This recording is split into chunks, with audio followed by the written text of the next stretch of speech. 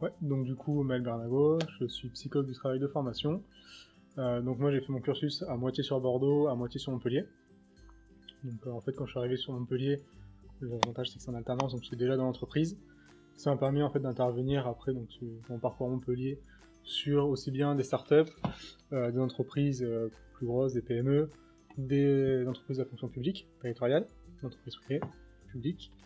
Du coup, j'ai eu des associations aussi, donc beaucoup de secteurs différents. Et j'ai décidé de revenir sur Bordeaux, créer mon cabinet, avec un petit peu toutes ces connaissances. Et donc du coup, j'ai créé mon cabinet de psychologie du travail pour vraiment accompagner, faire du conseil et de la formation pour les entreprises. À côté de ça, j'ai aussi créé, avec quelques collègues sur Bordeaux, un collectif qui est le collectif Santé au Travail, qui propose des permanences d'écoute de conseils, à la fois pour les salariés qui sont plutôt en mal-être ou qui veulent améliorer leur mieux-être au travail, et pour aussi des dirigeants, des RH, des syndicalistes qui ont envie d'améliorer le mieux-être au travail, et du coup qui veulent développer ça et qui cherchent des conseils et de l'orientation aussi pour savoir à qui en parler. Donc on a monté ce petit collectif à côté, ce qui fait que j'ai deux casquettes, je fais les deux choses en même temps.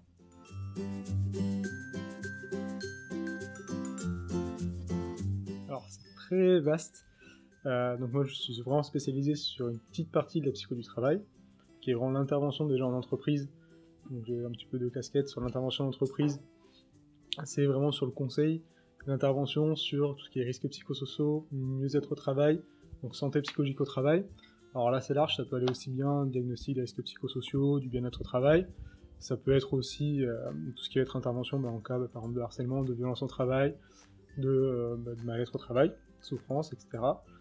Donc l'objectif là c'est vraiment d'arriver dans une entreprise souvent quand ça va pas bien, parce qu'on nous appelle souvent un petit peu tard, donc quand ça va pas bien, le but c'est que ça aille mieux quand je parte, donc ça c'est pas le plus compliqué.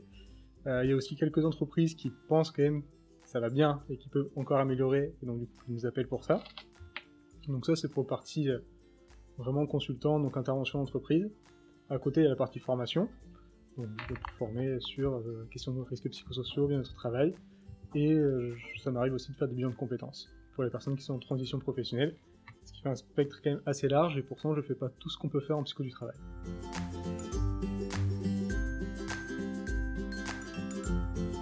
Du coup, il y a de tout, clairement de tout, quand même plutôt des PME, genre plus de 50 salariés, avant ils osent pas trop, beaucoup aussi de grandes entreprises.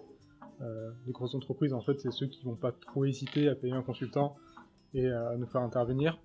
PME, généralement, c'est plus compliqué pour eux, donc ça, après, faut réussir à gérer, et souvent, ils ont un petit peu peur de faire appel à un consultant, mais ça arrive, donc c'est vraiment PME, grand groupe, public, privé, donc là, c'est assez large là-dessus. Rarement des TPE, malheureusement, mais j'y travaille.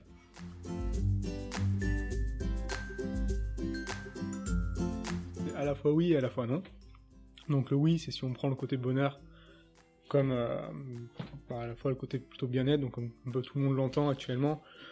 Si le bonheur c'est considéré se sentir bien au travail, ça effectivement ça améliore la performance.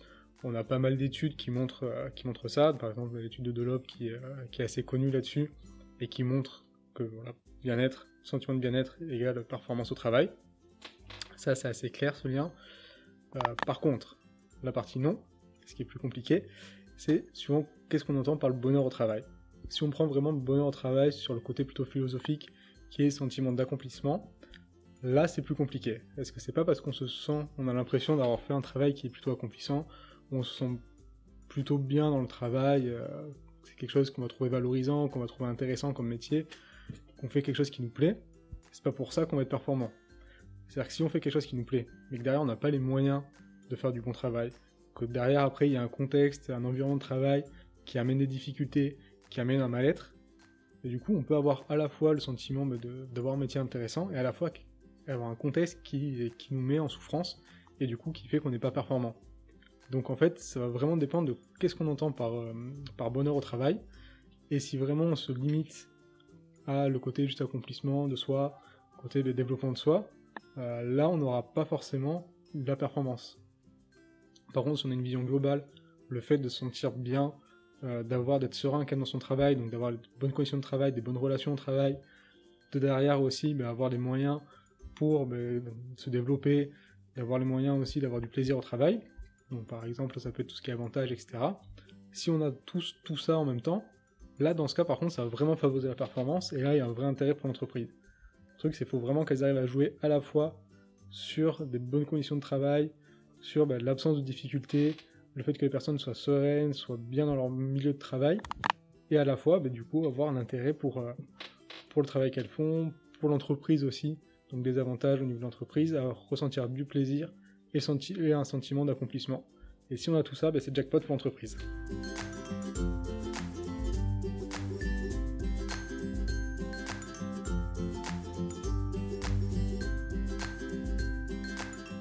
Alors, encore une fois, plein de choses possibles. Donc souvent, c'est vraiment effectivement qu'il y ait une bonne compréhension des enjeux à la fois de l'employeur sur les enjeux de leurs salariés, et sur ce qui va les motiver, sur ce qui les empêche aussi de faire un travail de qualité, un travail performant. Donc ça, c'est vraiment comprendre dans ce sens-là, et en même temps, pour que les salariés soient conscients des enjeux de l'entreprise, et soient investis dans les enjeux de l'entreprise. Donc vraiment, en fait, on travaille beaucoup sur le côté relationnel, et mettre une organisation, donc on est souvent sur travailler sur l'organisation, sur la modifier, pour qu'il y ait ces échanges-là, pour qu'il y ait cette prise en compte, et que justement qu'il y ait des retours, qu'il y ait un sentiment à la fois de reconnaissance, mais qui va être très simple, juste savoir ce que les autres attendent, et avoir un retour sur un feedback un petit peu sur ce qu'on attend, ce qu'on fait, etc. Avoir aussi un sentiment de justice, et encore une fois des possibilités de se développer. Donc là ça peut être vraiment très large. Là, ça peut passer de sentiment justement juste de plaisir d'avoir le baby-foot, mais ça c'est très épisodique, c'est pas forcément ce qu'on conseille le plus, à vraiment avoir des instances, des moments d'échange, par exemple d'analyse des pratiques, avoir des moments justement, une organisation qui permet d'être plus souple, d'avoir plus d'autonomie, et c'est vraiment des choses, donc on peut aller très loin, et ça va à chaque fois dépendre de l'entreprise, du contexte de travail, et c'est pour ça qu'il y a une partie analyse avant, et compréhension.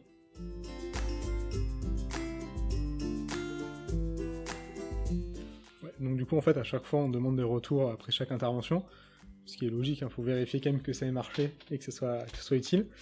Donc généralement les retours des employés, dans la grande majorité des cas, ils sont quand même plutôt satisfaits, ce qui est normal, déjà ils ont une écoute qu'ils n'ont pas forcément, c'est quelqu'un d'extérieur qui vient à l'entreprise, donc c'est pas forcément le même relationnel, le but c'est à chaque fois de faire avancer les choses et de faire entendre leur voix.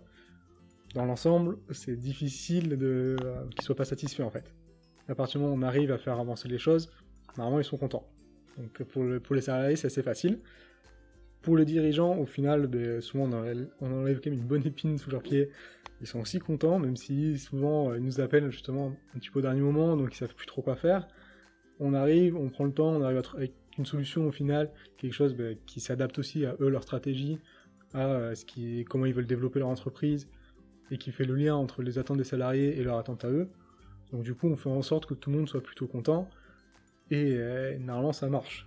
Alors, pour le coup, j'ai pas eu de retour négatif pour l'instant, donc j'espère que ça va rester.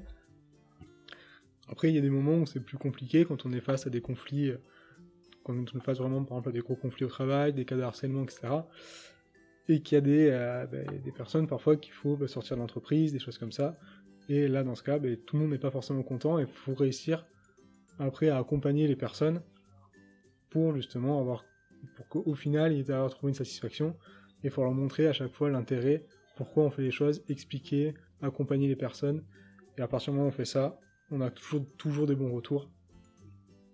Donc c'est toujours la solution, vraiment l'accompagnement, le côté relationnel, c'est le travail aussi de psychologue du travail.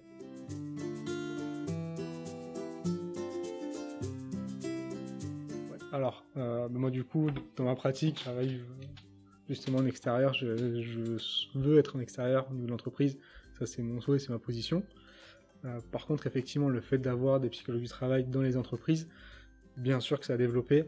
Pour beaucoup d'entreprises, d'avoir des personnes qui soient compétentes, qui permettent de faire le lien entre à la fois ce que vivent les salariés au quotidien, d'être quelqu'un qui soit un petit peu indépendant, comme ce que peut être un médecin du travail aussi, mais avec cette dimension psychologique, et comprendre vraiment l'humain au travail, et faire le lien entre les attentes de chaque acteur, donc des syndicats par exemple, des dirigeants, des salariés, des encadrants, qui ont tous des problématiques qui soient différentes, et pouvoir prendre le recul, et pouvoir les expliquer et agir dessus, proposer des actions tout du moins, Ça, effectivement, c'est une position qui est importante, qui est stratégique aussi pour l'entreprise. Et généralement, c'est quelque chose que tout le monde ne voit pas, mais qui se développe, qui se grandit. Et c'est vrai qu'il y a de plus en plus de psychologues du travail dans les entreprises. C'est une bonne chose. Donc à développer, à continuer à développer.